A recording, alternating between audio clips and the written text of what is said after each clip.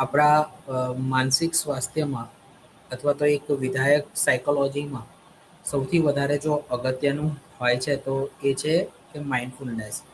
આપણે દૈનિક જીવનથી કંટાળેલા હોઈએ અથવા તો દૈનિક જીવનથી આપણે કન્ટિન્યુ એકબીજાના લોકો તણાવ જેવી પરિસ્થિતિમાંથી આપણે સફળ થતા હોઈએ, તો આવા બધામાં શું થતું હોય કે મજા ના આવતી હોય આપણને, આરામ ના મળતો હોય, સતત મનમાં કેટલાક વિચારો ઉત્પન્ન થતા હોય, તો આ બધી પરિસ્થિતિના પરિણામે ઘણો બધો સંદેહ ઉભો થતો.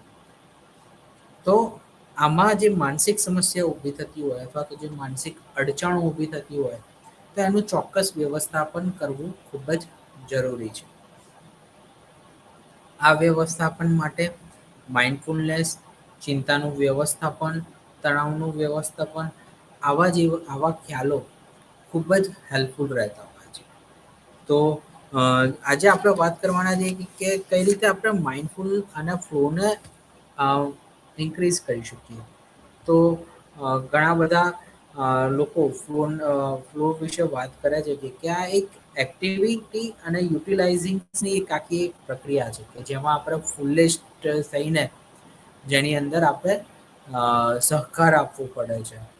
દરેક વ્યક્તિની અંદર ચોક્કસ એવી કાર્યક્ષમતા હોય છે અને એ કાર્યક્ષમતાના અનુરૂપ વ્યક્તિ વ્યવસ્થાપન માટે અથવા તો વ્યક્તિ સમાયોજન માટે પોતાની કાર્ય કુશળતાઓને વાપરતો હોય છે અને એપ્લાય કરતો હોય છે. અને દરેક વ્યક્તિ ઈચ્છે છે કે તેની જે આ કાર્યક્ષમતા છે એમાં ખૂબ જ વધારો થાય, એને એનું વ્યવસ્થાપન સાથે કરી શકે. તો એના માટે સાયકોલોજીની અંદર ફ્લોની થિયરી અવેલેબલ છે. તો ફ્લોમાં શું હોય કે વ્યક્તિએ પોતાની કાર્યક્ષમતાને વધારવા માટે પોતાનો ફ્લોને અથવા તો પોતાના ગ્રાફને જાળવી રાખવું પડે. એક ઉદાહરણ દ્વારા સમજાવું તો જાણે આપણે બહુ હાર્ડ જે ઢાર હોય અને એને એ ઢારની અંદર આપણે જો ચઢાવવું હોય ઢારને, તો એના માટે ઘણી બધી એક્સરસાઇઝીસ આપણે કરવી પડતી હોય છે. જે ડ્રાઈવર હશે એ એક્સિલેટરના પર ફોકસ વધારે કરશે, ગિયર પર વધારે ફોકસ કરશે. જો વચ્ચે ગાડી અટકી જાય તો પછી એક્સિલેટરને વધારે ફોર્સ કરશે. તો ગાડી ઢાર પર ત્યાંને જ આગળ વધશે કે જાણે એની તીવ્રતા યોગ્ય હોય, તો જ ગાડી ચોક્કસ મુકામ સુધી આગળ વધી શકે. પણ એની એક ચોક્કસ એવી સ્પીડ હોવી જોઈએ, એની તીવ્રતા હોવી. તો એના ફ્લોના એક્સપિરિયન્સ માટે વ્યક્તિએ શું કરવું જોઈએ કે વ્યક્તિ એ એનું એક્શન અને એની જાગૃતતા ઉપર ધ્યાન આપવું જોઈએ. વ્યક્તિ જે રીતે માર્જિંગ કરશે, વ્યક્તિ જે રીતે એના ફ્લોને મેન્ટેન રાખવાની કોશિશ કરશે, એ જ રીતે એ પોતાને દરેક પરિસ્થિતિમાં સમાયોજન સાધવા માટે પોતાનું યોગ્ય ઘડતર કરશે. પણ એમાં ખૂબ જ વધારે જરૂરી હોય છે અટેન્શન. જો આપણું યોગ્ય પ્રકારનું પરિસ્થિતિમાં અટેન્શન હશે, આપણે એને ચોક્કસ રીતે ઓળખી શકીશું અને એને સમજી શકીશું, તો બે બ્રિજ વચ્ચે આપણે એનો પર્સપેક્ટિવ એનો અવોઇડ કરી શકીએ, એનાથી જાગૃત થઈ શકીએ. જ્યાં સુધી વ્યક્તિ પરિસ્થિતિ અને પરિસ્થિતિના કારણે ઉદ્ભવતા તણાવને આ બેને સમજશે નહીં, એને જાગૃત નહીં થાય, ત્યાં સુધી પોતે એક ચોક્કસ એવી એક્શન નહીં કરી શકે. એના પછી એક બીજો તબક્કો છે ફ્લોને ઇન્ક્રીઝ કરવા માટે. એના કોમ્પોનેન્ટ છે કે અટેન્શન. જેટલી પણ અનડિવાઇડેડ જે સ્કિલ્સ હોય, જે સેન્ટર્સ હોય, જે પરિસ્થિતિના ઉદ્ગમ સ્થાનો છે, એમાં યોગ્ય પ્રકારનું અટેન્શન્સ લગાવવું જરૂરી છે. આ અટેન્શન્સમાં કેટલાક અનનેસેસરી ઇનઅટેન્શન્સ, કેટલાક બિનજરૂરી કેટલાક ઉદ્દીપકોમાં ડિસ્ટ્રેક્શન્સ ઊભા થતા હોય, આપણું યોગ્ય પ્રકારનું કોન્સન્ટ્રેશન જળવાતું નથી, જેને પરિણામે કેટલાક ખોટા ખ્યાલો ઉદ્ભવતા હોય છે અને વ્યક્તિમાં નેરો કોન્શિયસનેસ ઉદ્ભવતી હોય, જેથી કરીને આપણે જો આપણા ફ્લોને ઇન્ક્રીઝ કરવું હોય અથવા તો એને વ્યવસ્થાપન કરતા શીખવું હોય, તો ચોક્કસ પ્રકારનો ફ્લો અથવા તો ચોક્કસ પ્રકારનું અટેન્શન રાખવું જરૂરી છે. જ્યારે વ્યક્તિ પોતાના ઈગોને ખોઈ બેસે છે ત્યારે પણ કેટલીક પરિસ્થિતિમાં વ્યક્તિ પોતાની આઈડેન્ટિટી કરી શકતી નથી, જેના કારણે ભૂલ ઉદ્ભવતી હોય છે. અને આ ભૂલના પરિણામે વ્યક્તિ ચોક્કસ પ્રકારની દિશામાં આગળ ન વધે. એટલે વ્યક્તિએ પોતાની ઈગોની અંદર રહેલી કાર્યક્ષમતાને સમજવી ખૂબ જ વધારે જરૂરી છે. જેમ કે વ્યક્તિના પોતાના મૂલ્યો, વ્યક્તિના પોતાના ઉદ્દેશો, વ્યક્તિના પોતાના નિયમો ને અનુલક્ષીને જ વ્યક્તિએ કાર્ય કરવું જોઈએ. જ્યારે એ પરિસ્થિતિને અનુકૂલિત વ્યક્તિ વર્તન નથી સાધી શકતો, તેવામાં ફોરગેટફુલનેસ અથવા તો બિનજરૂરી તણાવ ઊભો થતો હોય છે. એન્વાયરમેન્ટ પર એક્શન્સ કરવી હિતાવહ છે.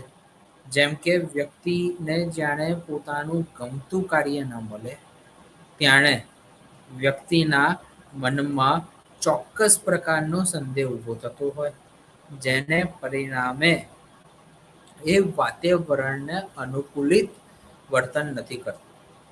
એટલે જે એક્શન્સ કરી રહ્યો છે અથવા તો જે વાતાવરણ પ્રમાણિત અનુકૂલિત જે વર્તન કરવાનું હોય, તેમાં વ્યક્તિએ કેટલો કંટ્રોલ અને કેટલીક એક્શન્સ રાખવી જરૂરી છે.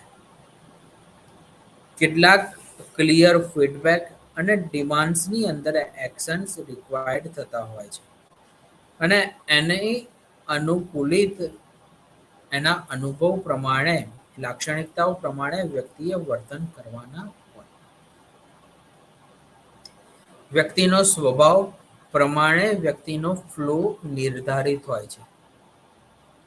વ્યક્તિની જે રસની જે કાર્યક્ષમતાઓ છે, એને અનુલક્ષીને જ વ્યક્તિ બિહેવિયર અપનાવતો હોય. જેમ કે કેટલાક લોકોને ડાન્સ કરવાનો શોખ હોય, કેટલાક લોકોને મેચ જોવાનો રસ હોય, કેટલાક લોકોને ક્રિકેટ રમવાનું પસંદ આવતું હોય અથવા તો કેટલાક લોકોને નિહાળવી પસંદ આવતી હોય. તો દરેક લોકોનો રસ અલગ અલગ છે, જેને પરિણામે વ્યક્તિએ એના અનુભવોના આધારે જ વર્તન કરવાનું હોય.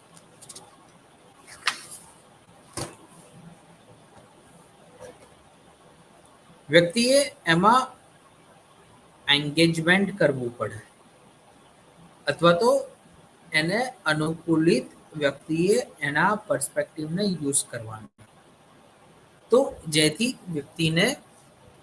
કરીને વ્યક્તિ યોગ્ય કામ કરી શકે. એના જ માટે આપણા ઇન્ડિયન પર્સપેક્ટિવમાં એવું કહે છે કે કર્મએ વાધિકારસ્તે માં ફલેષુ કદાચન માં કર્મ ફલે હેતુ ભ્રુમ્રા તે સગસ્તવ કર્મણી. એટલે કે વ્યક્તિએ પોતાના મેનર્સ પ્રમાણે પોતાનું કર્મ કરવું જરૂરી છે અને એને અનુકૂલિત જ વ્યક્તિ કામ કરતો હોય. બુદ્ધિયુક્તો જતા જહાતિહ ઉભે સુકૃત દુષ્કૃતે ઉસ્માદ્યોગાય યુજ્ય સ્વ યોગરુ કર્મસુ કૌશલમ. વ્યક્તિ પોતાના કાર્ય અનુલક્ષીને પોતાનો કેટલોક રસ દાખવે છે અને એના અનુકૂલિત કાર્ય કરવું જરૂરી છે. જેણે પોતાના કાર્ય અનુલક્ષીને કાર્ય નથી કરતો, ત્યાં કેટલીક બધી સમસ્યા ઊભી થતી હોય, જેને પરિણામે કેટલાક ખોટા ખ્યાલો ઉદ્ભવતા થઈ જતા હોય છે. તો માઇન્ડફુલનેસ શું છે? આપણે જે બધી વાત કરી તો પછી એ ફ્લોના વિશે હતી, અને ફ્લોથી બેનિફિટ શું થાય? તો આપણી સ્કેલ ઓફ બેલેન્સ યોગ્ય જળવાઈ રહે, ક્વોલિટી ઓફ લાઈફ જળવાયેલી રહે, જે અ, વધારે પડતો જે તણાવ ઉદ્ભવતો હોય એ ઉદ્ભવવાનો ઓછો થઈ જાય. વ્યક્તિ પોતાની કાર્યક્ષમતાને અનુકૂલિત જ વર્તન કરશે. તો આ બધા ફ્લોના બેનિફિટ છે. એટલે વ્યક્તિએ હંમેશા પોતાના ફ્લોને અનુકૂલિત જ વર્તન સાધવાનો પ્રયાસ કરવો જોઈએ. પછી છે કે માઇન્ડફુલનેસ. માઇન્ડફુલનેસ શું છે? જે આપણે ફીલ કરીએ છીએ, આપણને જે પ્રકારના કેટલાક એક્શન્સ થતા હોય અને જેના કારણે આપણે પોતાનું સાયકોલોજીકલ વેલબિંગને ઇમ્પ્રૂવ કરવું હોય, તો એના માટે માઇન્ડફુલનેસ ને આપણે યુઝ કરી શકીએ. આપણે જે ડેઇલી રૂટીનની અંદર જે કાર્ય કરતા હોઈએ એનાથી આપણને કેટલીક નેગેટિવ ફિલિંગ્સ ડેવલપ થતી હોય, જેમ કે ગિલ્ટ, રેગ્રેશન્સ, પછી ગ્રેવિયન્સ, એન્ઝાયટી, સ્ટ્રેસ, રાઈટ. તો આ બધાના કારણે આપણે કેટલો તણાવ અનુભવતા હોઈએ, અને એના વ્યવસ્થાપન માટે માઇન્ડ, બોડી અને હાર્ટનું એક ચોક્કસ કનેક્શન બનવું ખૂબ જ જરૂરી છે. એનું ચોક્કસ એક્સેપ્ટન્સ થવું ખૂબ જ જરૂરી છે. અને આ એક્સેપ્ટન્સ માટે માઇન્ડફુલનેસની પદ્ધતિ યોગ્ય પદ્ધતિ કહી શકાય. તો માઇન્ડફુલનેસ એ જો આપણે આમ સામાન્ય રીતે સમજીએ તો બુદ્ધિઝમના એક સિદ્ધાંતો ઉપરથી, બુદ્ધિઝમની પદ્ધતિઓ ઉપરથી માઇન્ડફુલનેસ ટેકનિક અસ્તિત્વમાં આવી.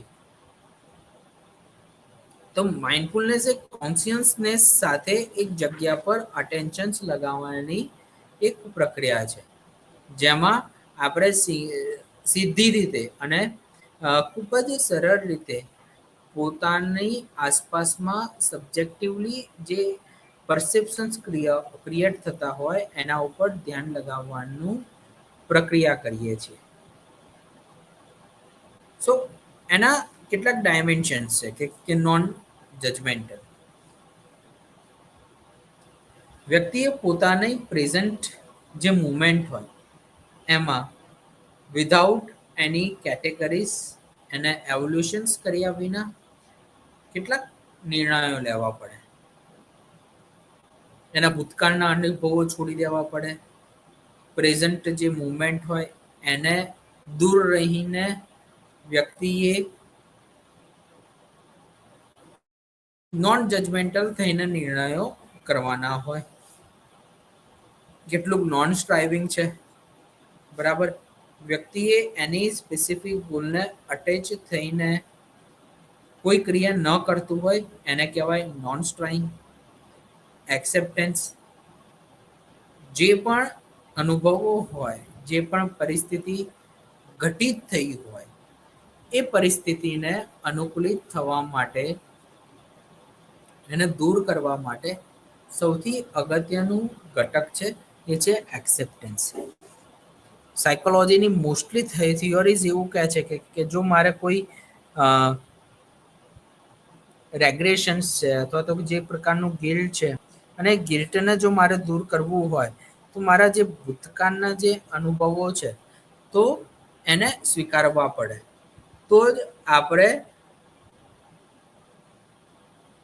જે તે સમયનું દુઃખ દૂર કરી શકીએ અને એની અંદર વ્યવસ્થાપન સાધી શકીએ.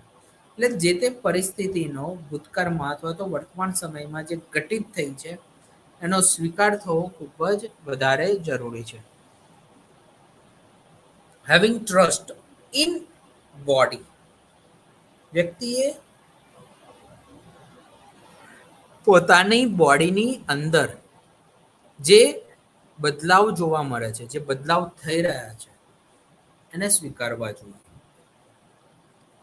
અને એના માટે એક સારા એવી લાગણીઓને અનુભવવી જોઈએ, જેથી કરીને વ્યક્તિ પોતાના ઉપર એ ટ્રસ્ટને બિલ્ડ કરી શકે અને એ ટ્રસ્ટને અનુકૂલિત એ વર્તન કરી શકે. વ્યક્તિ ઓપનનેસ હોવું જોઈએ. જે પણ થઈ રહ્યું છે, જે પણ ઘટનાઓ ઘટિત થઈ રહી છે, જે પહેલી વખત જે એને અનુભવવામાં આવી રહી છે અને જે કોગ્નિશન્સની અંદર જે ચેન્જીસ થતા હોય એને પ્રેઝન્ટ મુમેન્ટમાં ઓપનલી એને સ્વીકાર કરવા ખૂબ જ વધારે જરૂરી છે. લેટિંગ ગો કેટલીક વસ્તુઓને સમય પ્રમાણે છોડી દેવી જોઈએ. એક છોડી દેવાનો ભાવ એ ખૂબ જ વધારે પ્રમાણમાં જરૂરી છે. અટેચમેન્ટ, થોટ, ફિલિંગ અને અનુભવોને છોડીને આગળ વધવું જરૂરી છે. તો જ આપણે ચોક્કસ પ્રકારમાં તણાવોની અંદર એક સારું એવું વ્યવસ્થાપન સાધી શકીએ. એમ્પથી, બીજાની ફિલિંગ, એ લોકોના પર્સપેક્ટિવ, એ લોકોની સિચ્યુએશન્સને આપણે સમજવી ખૂબ જ વધારે જરૂરી છે. હંમેશા ગ્રેટફુલ રહેવું જોઈએ. Grateful for the presence. જે પણ આપણી સાથે જે ઘટિત થઈ ગયું છે એને એપ્રિસિએટ કરતા શીખવું જોઈએ. Thank you God for your wonderful life. તમારા ગિવિંગ માય લાઈફ. આવા પ્રકારના શબ્દો, આવા પ્રકારની લાગણી આપણને એક સારું એવું સાયુજ્ય સ્થાપવા માટે આપણને એક સામાજિક સમર્થન આપે છે અને આપણી વેલબિંગને સુધારવા માટે, વેલબિંગના ઇમ્પ્રુવમેન્ટ માટે એક સારી એવી હેલ્પ કરે છે. જેના માટે આપણે એક આવા પ્રકારનો ભાવ રાખવો ખૂબ જ વધારે જરૂરી છે.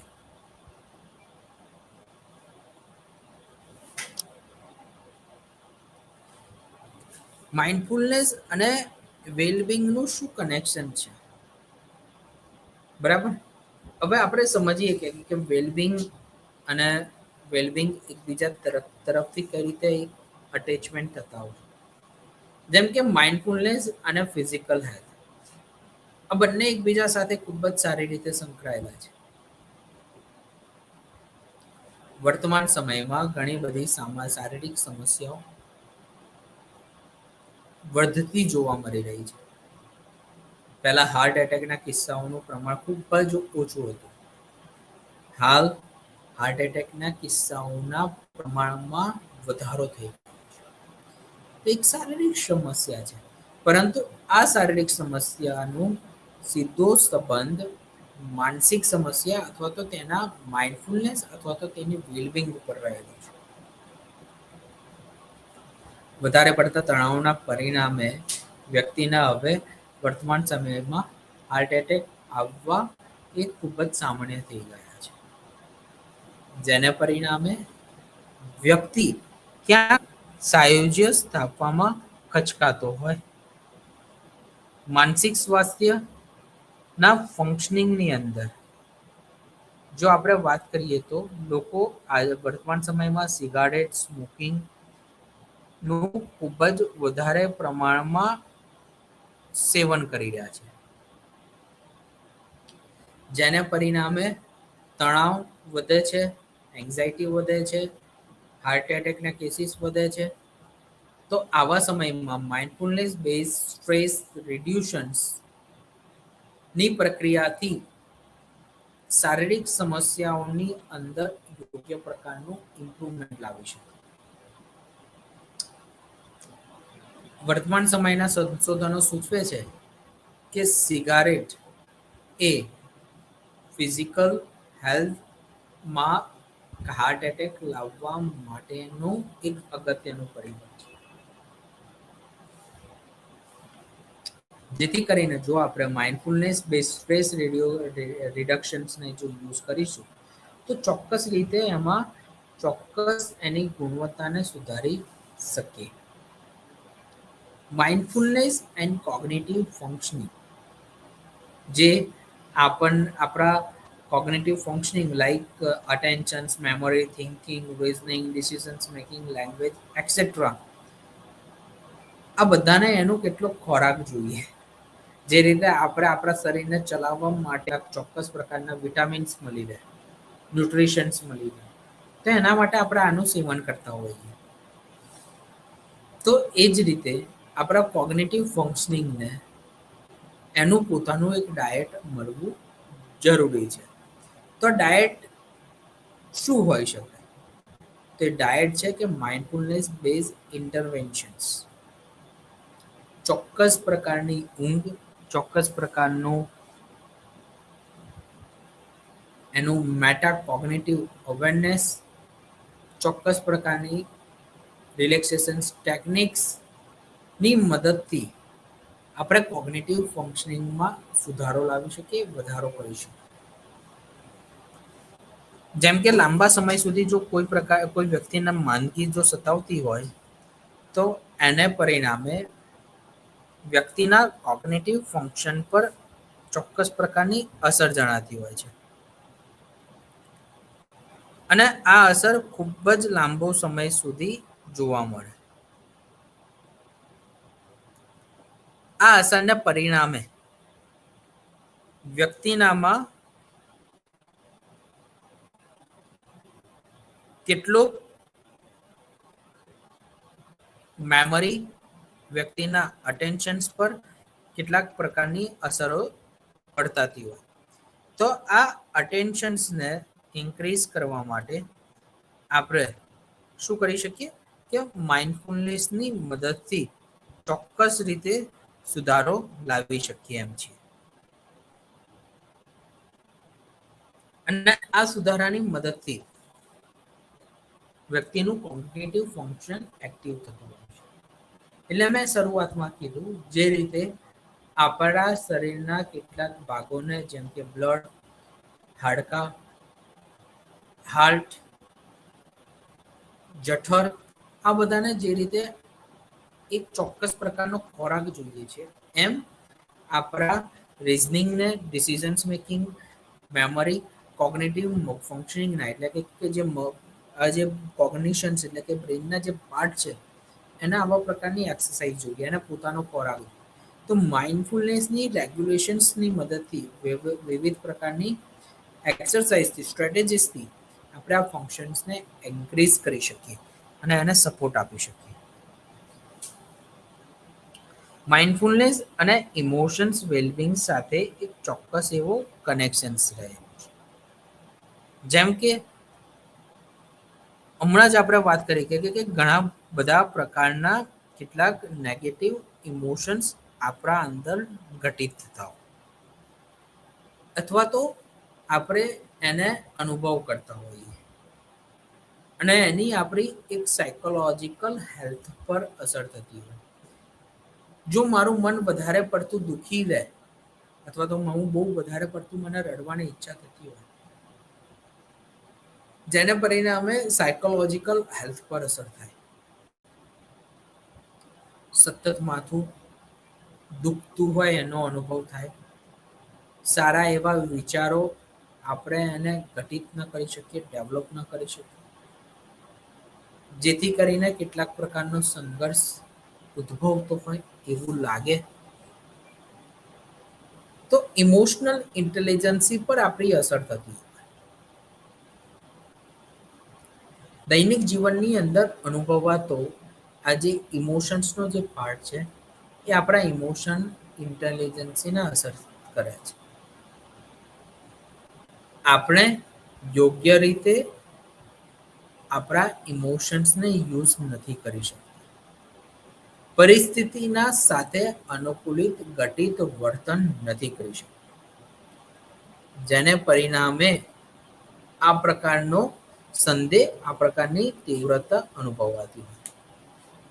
માઇન્ડફુલના ટ્રેનિંગથી આપણે પ્રકારના આ ઇમોશન્સ વેલબિંગ અને એના સાયકોલોજીકલ હેલ્થને આપણા ઇમ્પ્રૂવ કરી શકીએ.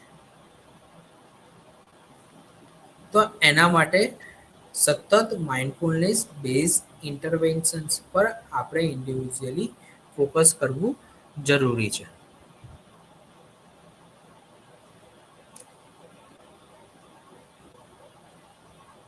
માઇન્ડફુલનેસ અને સોશિયલ વેલબિંગ. આપણે લોકોની સાથે રિલેશનશિપની અંદર રહેતા હોઈએ છીએ.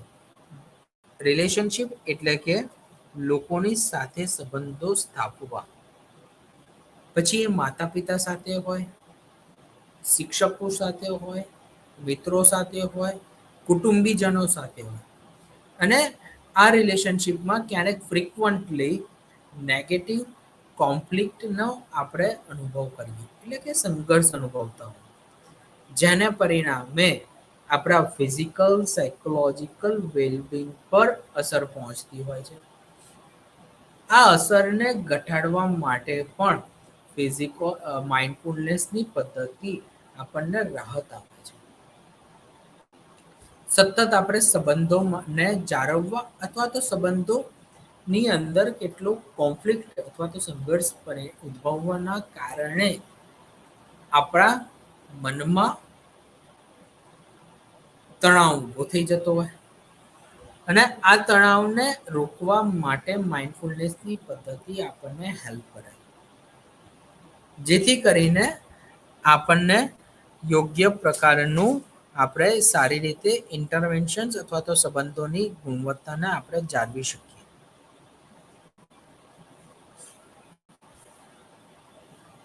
જેથી કરીને આપણે માઇન્ડફુલનેસ ઇન્ટરવેન્શન્સ આપવું ખૂબ જ જરૂરી છે. પછી છે કે માઇન્ડફુલનેસના બેઝ ઇન્ટરવેન્શન માટે કઈ કઈ પદ્ધતિઓ અવેલેબલ છે.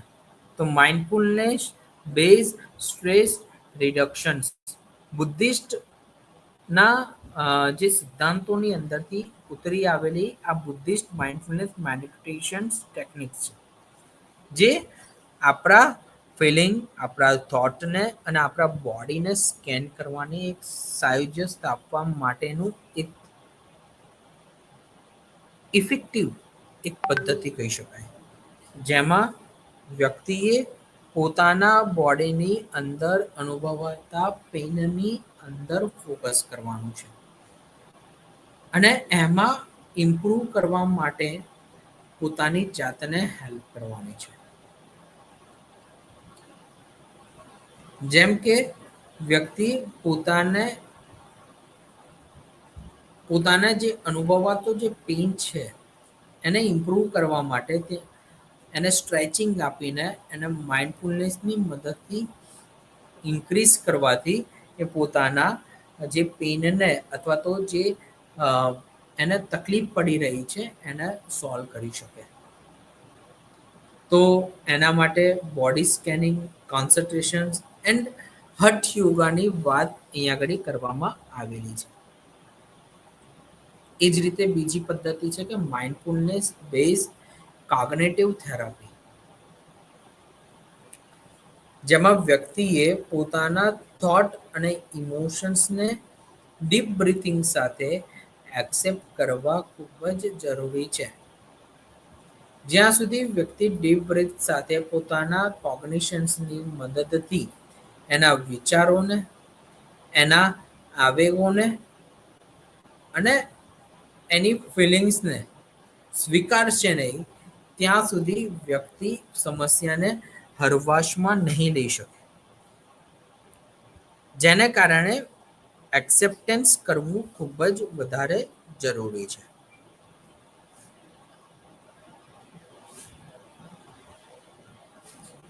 પછી છે ડાયલેક્ટિયલ બિહેવિયર થેરાપી, જે મુખ્યત્વે રીતે વ્યક્તિના બિહેવિયરને, વર્કિંગ એક્સપિરિયન્સને, કોમ્પ્રેહેન્શન્સને ઇન્ક્રીઝ કરવા માટે કાર્ય કરે છે.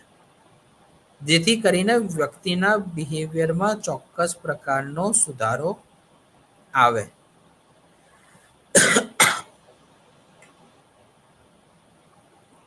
એક્સેપ્ટન્સ અને કમિટમેન્ટ થેરાપીની મદદથી સાયકોલોજીકલ ઇન્ટરવેન્શન્સ આપવામાં આવતું હોય. વ્યક્તિ ઓબ્ઝર્વેશન્સ અને અનુભવની મદદથી માઇન્ડફુલનેસ સ્ટ્રેટેજીસની મદદથી વ્યક્તિ પોતાની જે અનુભવાતી જે સમસ્યાઓ છે એને હળવી કરી શકે. તે એના માટે સાયકોલોજીકલ ટેસ્ટની મદદથી માત્ર ને માત્ર વ્યક્તિના તણાવને હળવો કરવા માટે અલગ અલગ પદ્ધતિઓ વાપરવામાં આવતી હોય છે. ઘણા બધા લોકોને એવું લાગતું હોય છે કે માઇન્ડફુલનેસ એટલે કે માત્ર ને માત્ર મેડિટેશન. પરંતુ જો આ પદ્ધતિઓને યોગ્ય પ્રકારમાં એક સલાહ સૂચન સાથે જો આપણે વાપરીએ અથવા તો એને એપ્લાય કરીએ તો ચોક્કસ રીતે વ્યક્તિના ક્ષેમ કુશળતામાં, વ્યક્તિના સ્વાસ્થ્યની અંદર આપણે ચોક્કસ એવો સુધારો લાવી શકીએ એમ છીએ.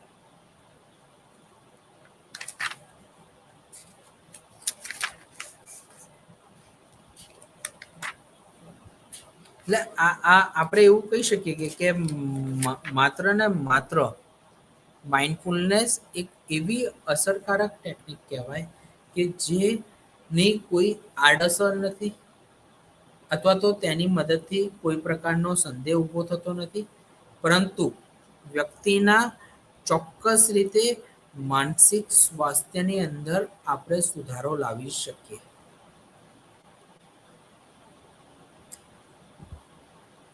માઇન્ડફુલનેસ અને વેલબિંગ એકબીજા સાથે પરસ્પર સંકળાયેલા છે. અને આ સંઘર્ષના પરિણામે વ્યક્તિનો જે સ્ટ્રેસ હોય અથવા તો વ્યક્તિની જે ચિંતા હોય એ અલગ અલગ પ્રવિધિઓની મદદથી આપણે હળવી કરી શકીએ.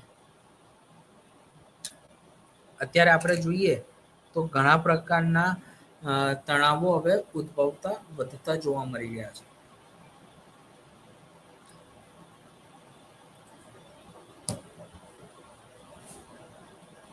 ખાસ કરીને જો વાત કરીએ તો લોકો નાની નાની બાબતમાં ખૂબ જ વધારે પ્રમાણમાં ચિંતા લઈ લે છે અને આ ચિંતા ખૂબ જ હળવી હોય છે. ચિંતાનું કોઈ એટલું વિશિષ્ટ કારણ આપણને જોવા નથી મળતું, પરંતુ આ વધારે પડતી ચિંતાને પરિણામે વ્યક્તિ ક્યાંક ને ક્યાંક પીડાતો હોય છે પોતાના ઇમોશન્સમાં. અને આ ઇમોશન્સને હળવા કરવા માટે આવા પ્રકારની પ્રવિધિઓ કામમાં આવે. એટલે જેટલું બને એટલું યોગ્ય સલાહ સૂચન સાથે, માર્ગદર્શન સાથે વ્યક્તિએ વેલબિંગને ઇન્ક્રીઝ કરવું ખૂબ જ જરૂરી છે, જેથી કરીને વ્યક્તિનું માનસિક સ્વાસ્થ્ય સુધરી શકે, વ્યક્તિના માનસિક સ્વાસ્થ્યની ગુણવત્તામાં યોગ્ય પ્રકારનો વધારો થઈ શકે. તો હવે આજે ડેલી રૂટીનમાં જે અનુભવાતો જે તણાવ જે છે તો એ તણાવને આપણે કઈ રીતે હળવો કરી શકીએ અથવા તો એનું વ્યવસ્થાપન આપણે કઈ રીતે સાધી શકીએ. તો સ્ટ્રેસ મેનેજમેન્ટ અને એના પોસ્ટ ટ્રોમેટિક આપણે ગ્રોથ વિશે વાત કરીશું. સ્ટ્રેસ શું છે? જો આપણે સ્ટ્રેસના કોન્સેપ્ટને સમજીએ તો અલગ અલગ પરિસ્થિતિમાં અલગ અલગ લોકો અલગ પ્રકારનો તણાવ અનુભવતા હોય. જેમ કે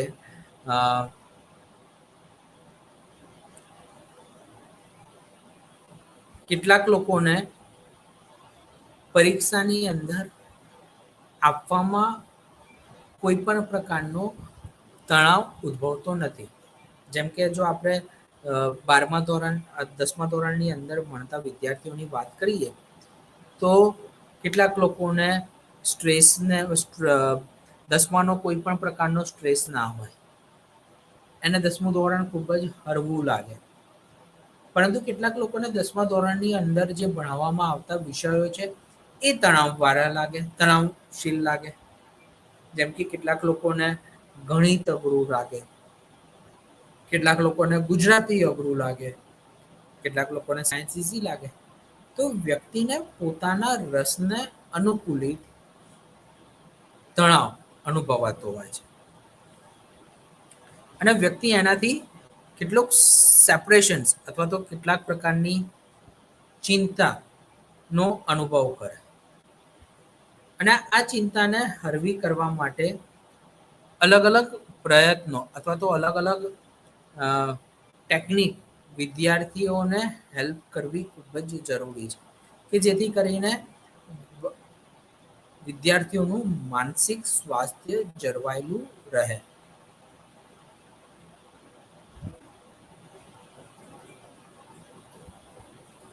તો સ્ટ્રેસ જે તણાવ જે છે એ 3 કારણોથી ઉદ્ભવતું: હતાશા, દબાણ અને સંઘર્ષ. ફ્રસ્ટ્રેશન્સ, પ્રેશર એન્ડ કોન્ફ્લિક્ટ. જો આપણે પ્રેશરની વાત કરીએ એટલે કે દબાણની વાત કરીએ, તો દબાણ ક્યારે થાય, દબાણની અનુભૂતિ ક્યારે થાય? તો જાણે વ્યક્તિના માટે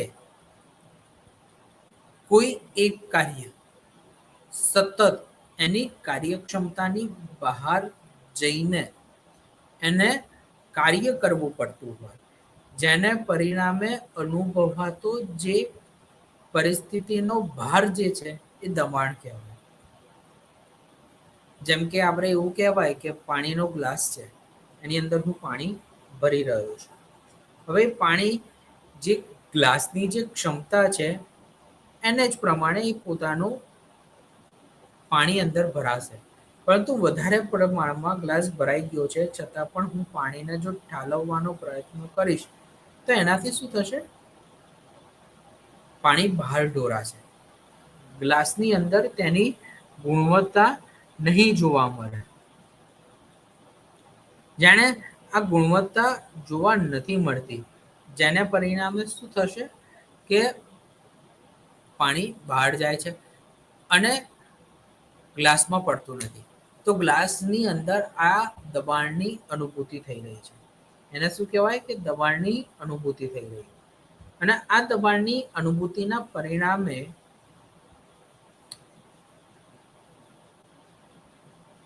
પાણીનો રેલો વધતો જતો હોય જમીન.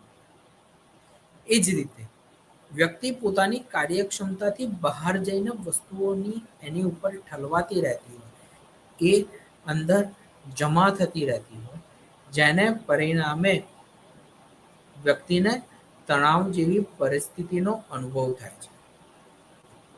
એટલે વ્યક્તિના મગજમાં અથવા તો વ્યક્તિની જે કાર્યક્ષમતા છે એમાં એવું ચોક્કસ રીતે આપણે કહી શકીએ કે મનોભારનો અનુભવ એના દબાણથી થતો. પછી છે સંઘર્ષ. કાર્ય કરતી વખતે એને અલગ અલગ પ્રકારનો સંઘર્ષ કરવો પડે. કોઈ કાર્ય ગમતું હોય, કોઈ કાર્ય ન પણ ગમતું હોય, છતાં પણ એ કાર્ય અપનાવવું પડે. અથવા તો એને કાર્ય ગમતું હોય છતાં પણ મલ્ટિપલ ઓપ્શનમાંથી કોઈ એક ઓપ્શનની એને સિલેક્ટ કરવાનું. અથવા જે કાર્ય ગમતું નથી છતાં પણ એ કાર્ય અપનાવવું પડે. વ્યક્તિ પોતાના મનગમતા ક્ષેત્રની અંદર આગળ તો વધી જાય, પરંતુ કેટલાક એ ક્ષેત્રમાં કેટલાક કાર્યો એવા પણ હોય કે જેનાથી એને ગમતું ના પણ હોય. વ્યક્તિ એન્જિનિયર બની જાય અથવા તો માર્કેટિંગની સેલ્સ MBA કરીને મેનેજર તો બની જાય, પરંતુ કેટલાક એવા પણ એમ્પ્લોઈઝ હોય કે વ્યક્તિને ગમતા ના હોય પણ છતાં પણ એઝ અ મેનેજર એમની સાથે ડીલ કરવું. કાર્ય ગમતું છે પણ કેટલાક વ્યક્તિઓ અથવા તો કેટલાક પ્રકારનું કામ એ અણગમો દર્શાવે, જેને પરિણામે વ્યક્તિએ સંઘર્ષ સાધવો પડતો, જેને પરિણામે પણ વ્યક્તિને તણાવની અનુભૂતિ થતી હોય. હતાશ થઈ જાય વ્યક્તિ, જેને પરિણામે પણ વ્યક્તિ શેની અનુભૂતિ કરશે? તણાવનું. જેણે એને સોંપવામાં આવેલ કાર્યો એને અનુલક્ષીને કોઈ સુધારો જોવા નથી મળતો, અથવા તો એમાં કેટલાક પ્રકારની તીવ્રતા અથવા તો કેટલાક પ્રકારનો સંદેહ ઊભો થતો, ધાર્યું એવું પરિણામ ન આવે, જેને પરિણામે વ્યક્તિ સ્ટ્રેસમાં આવી જાય, ચિંતિત થઈ જતું. એવા ઘણા બધા લોકો ઉદાહરણ આપતા હોય છે કે સૌથી વધારે બોર્ડની એક્ઝામ પત્યા પછી જે રિઝલ્ટ આવે એમાં જે હોશિયાર વ્યક્તિ હોય ને એ વધારે ઉદાસીનતાનો ભોગ બનતો હોય, તણાવનો ભોગ બનતો હોય. કારણ શું છે? કે જે એને પોતાના માર્ક્સની અને ગ્રેડની જે એક્સેપ્ટન્સ રાખેલી છે, એ એક્સેપ્ટન્સ પ્રમાણે એના માર્ક આવતા નથી, જેને પરિણામે વ્યક્તિ એટલે કે બાળક તણાવનું અનુભૂતિ કરે, બાળક હતાશ થઈ જાય, એવું એક્સપેક્ટેશન્સ રાખ્યું હોય, એવી ઈચ્છા રાખી હોય કે મને આટલા માર્ક તો આવશે જ, અને એ માર્ક ન આવવાના કારણે વ્યક્તિ જીવનમાંથી હતાશાનો અનુભવ કરતી હોય છે, જેને પરિણામે વ્યક્તિને તણાવની અનુભૂતિ અથવા તો તણાવનો સામનો કરવો પડતો હોય. તો તણાવ એ ફિઝિકલ સ્ટ્રેસનો પણ હોઈ શકે, જેમ કે જે પ્લેયર્સ હોય, સ્પોર્ટ્સમેન હોય, એમને કોઈ પ્રકારની ઇન્જરીઝ થાય, અથવા તો આપણને કોઈ પ્રકારની ઇન્જરીઝ થાય, ઇન્ફેક્શન થયું હોય, કેટલુંક માલન્યુટ્રિશન્સની ઉણપ હોય, જેને પરિણામે સ્ટ્રેસ એ અનુભવવામાં જોવા મળી શકે એમ છે. સાયકોલોજીકલ પણ સ્ટ્રેસ થતો હોય, જેમ કે વ્યક્તિને ફ્રસ્ટ્રેશન્સ થાય, એની પુઅર હેલ્થ હોય, અથવા વ્યક્તિના ફાઇનાન્સિયલ પ્રોબ્લેમ હોય, લાઈફના કેટલાક જીવનની અંદર અનુભવાતા કેટલાક ક્રાઇસિસ હોય, જેના પરિણામે સંઘર્ષ ઉદ્ભવતો હોય છે. એન્વાયરમેન્ટના પરિણામે પણ વ્યક્તિને સ્ટ્રેસનો સામનો કરવો પડતો હોય, જેમ કે વર્તમાન સમયમાં પોલ્યુશન્સનું પ્રમાણ ખૂબ જ વધતું જોવા મળી રહ્યું છે. હવે આ પોલ્યુશનને પરિણામે અલગ અલગ પ્રકારની શારીરિક બીમારીઓ અને માનસિક બીમારીઓ થવાની શક્યતાઓ વધી જતી હોય. આવા સમાચારો સાંભળીને વ્યક્તિ તણાવમાં આવી જાય. કોરોનાના સમયગાળામાં આપણને ખ્યાલ છે કે વ્યક્તિ એકદમ સાજો હોય, કોઈ એના પ્રકારનો બીમારી ન હોય, પણ એના પડોશીને અનુભવવામાં આવેલો જે સ્ટ્રેસ છે, એ વ્યક્તિને વધારે પ્રકારની ચિંતાની અંદર એને દાખલ કરી દેતો હોય છે, જેથી કરીને વ્યક્તિમાં તણાવની અનુભૂતિ થાય, વ્યક્તિ તણાવશીલ થઈ જતો હોય, અને આ તણાવને રોકવા માટે ડોક્ટર અલગ અલગ ટેકનિકને યુઝ કરતા હોય. એટલે ચોક્કસ રીતે આપણે એવું કહી શકીએ કે આસપાસના વાતાવરણની આપણા માનસિક અને શારીરિક પરિબળો પર ચોક્કસ અસર વર્તતી જોવા મળી શકે. સોશિયો કલ્ચર સ્ટ્રેસ ઉદ્ભવતો હોય, જેમ કે અત્યારે આપણે વાત કરીએ તો ઘણા પ્રકારના કેટલાક સામાજિક અને સાંસ્કૃતિક રીતે કેટલીક અડચણો ઊભી થતી હોય છે, અને જેને પરિણામે સ્ટ્રેસનો અનુભવ ખૂબ જ વધતો જતો હોય. અને આ સોશિયો કલ્ચર એ ઇસ્યુઝના પરિણામે વ્યક્તિના સ્ટ્રેસની અનુભૂતિ થાય. જેમ કે વ્યક્તિની પુઅર સોશિયો ઇકોનોમિક સ્ટેટસમાંથી આવતો હોય, વ્યક્તિનું ફેમિલી ડિવાઇડેડ થઈ જાય, એટલે કે પહેલાં જોઈન્ટ ફેમિલીમાં રહેતા હોય, પછી એ લોકો ન્યુક્લિયર ફેમિલીમાં ડિવાઈડ થઈ જાય, રાઈટ, જેને પરિણામે વ્યક્તિને સ્ટ્રેસ અનુભવાતો હોય. કેટલાક સમયની અંદર વ્યક્તિની જે સાંસ્કૃતિક પરંપરા છે એ પ્રમાણે એનું સાયુજ્ય ના સ્થપાય, જેને પરિણામે પણ વ્યક્તિને સ્ટ્રેસ થતો હોય. જેમ કે અત્યારે જે લોકો બાળકો ફોરેન જઈ રહ્યા હોય, તો એ ફોરેન જતો જે વર્ગ જે છે, યુવા વર્ગ જે કહેવાય, એ યુવા વર્ગ આ તણાવનો અનુભવ કરે છે. બીજા કન્ટ્રીમાં જઈને એકદમ કલ્ચર બદલાઈ જતું હોય, ત્યાંનો પહેરવેશ બદલાઈ જતો હોય, ત્યાંની રહેણી કરણીમાં બદલાવ આવે, જેને પરિણામે વ્યક્તિ તણાવની અનુભૂતિ કરે છે. અને આ તણાવની અનુભૂતિનો ઉપાય એક જ છે કે જે તે વિદેશના સાંસ્કૃતિક પરંપરાઓ, ત્યાંના વાતાવરણનો એક સ્વીકાર કરવો. અહીં જે તે યુવા વર્ગ એ જોઈન્ટ ફેમિલીમાં રહેતો હોય અને ત્યાં જઈને એને પોતાનું કાર્ય જાતે કરવું પડે, જેને પરિણામે આવા પ્રકારનો તણાવ ઉદ્ભવવો એ ખૂબ જ સામાન્ય વાત છે. આ તણાવને ઓછો કરવા માટે હંમેશા એક જ વસ્તુ હોય કે આપણે તણાવશીલ પરિસ્થિતિનો સ્વીકાર કરવો,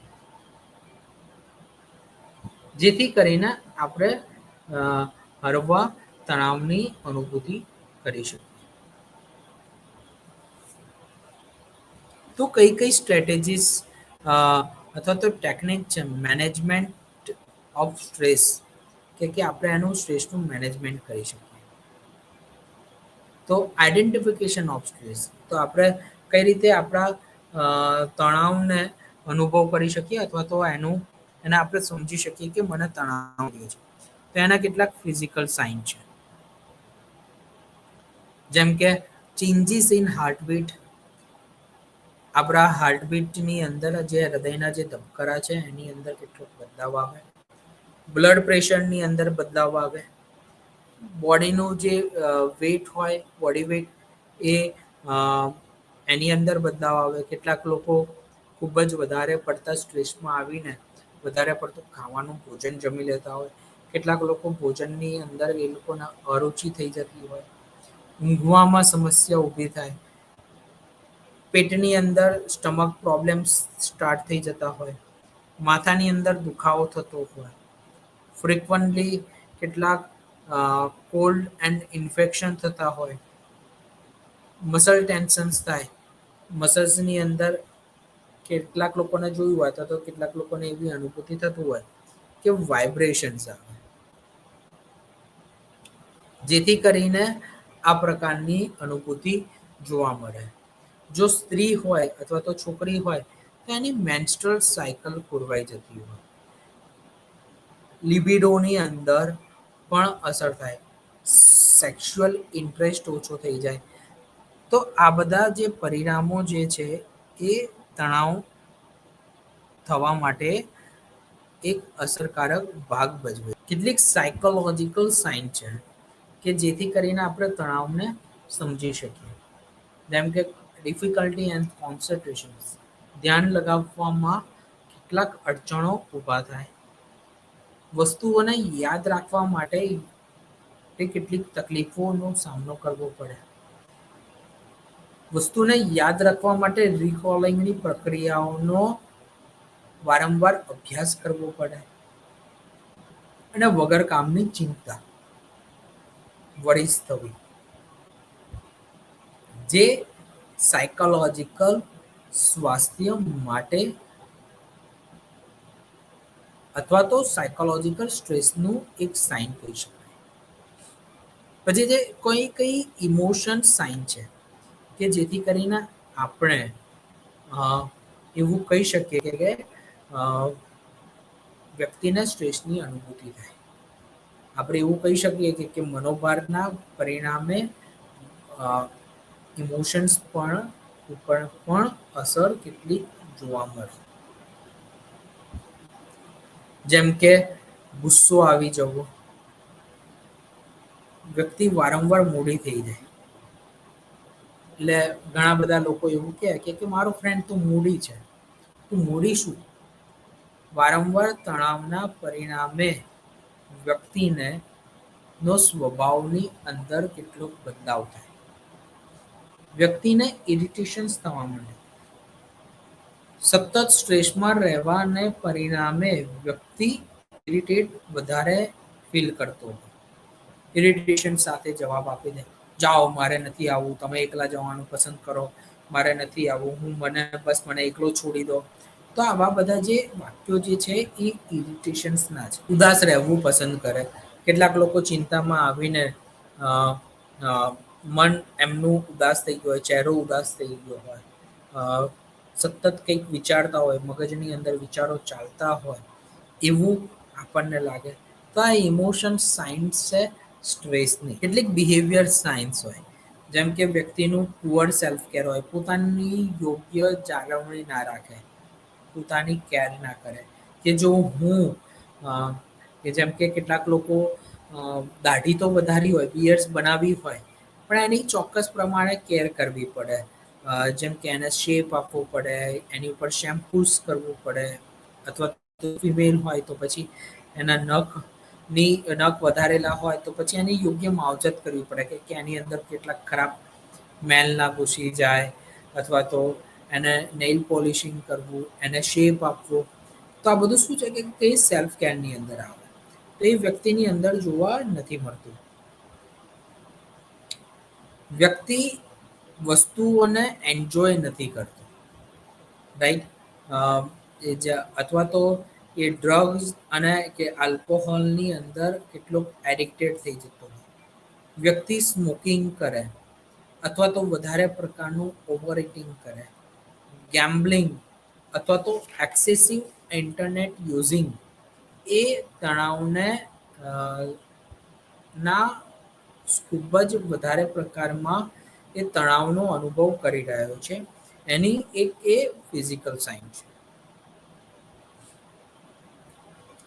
તો આ દરેક તબક્કાઓ, દરેક બાબતો એ આપણે એવું કહી શકીએ કે તણાવને ઓળખવા માટેની એક ફિઝિકલ સાઇન અથવા તો એક શારીરિક પરિબળો અથવા તો એના લક્ષણો છે કે જેને આપણે ઓળખવા જરૂરી છે.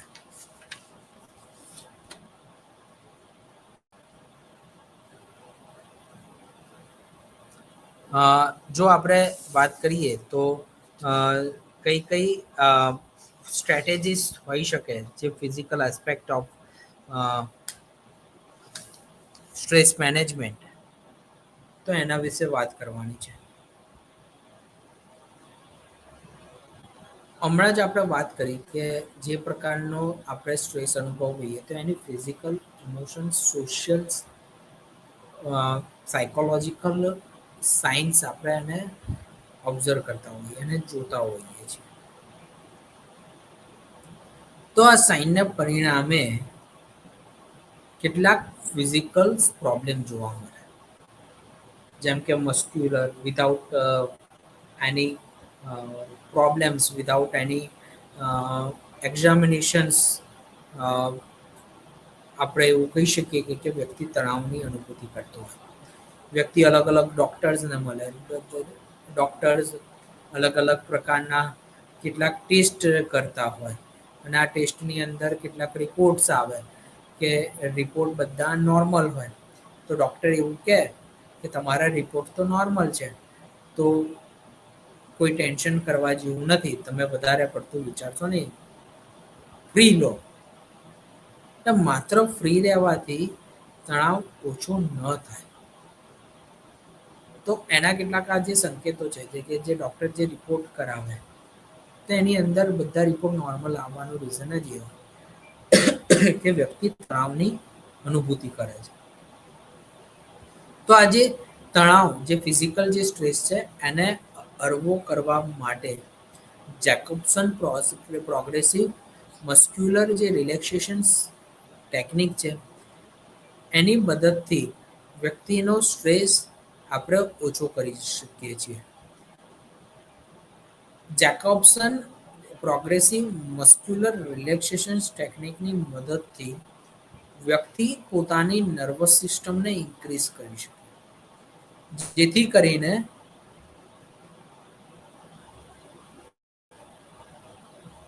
આ જે શારીરિક એટલે કે જે ફિઝિકલ જે પેઇન છે એ હળવો કરી શકાય.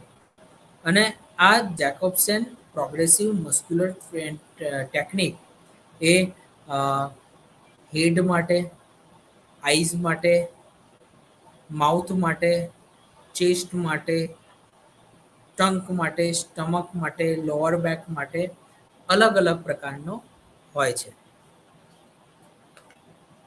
યોગા અને મેડિટેશનની મદદથી પણ વ્યક્તિ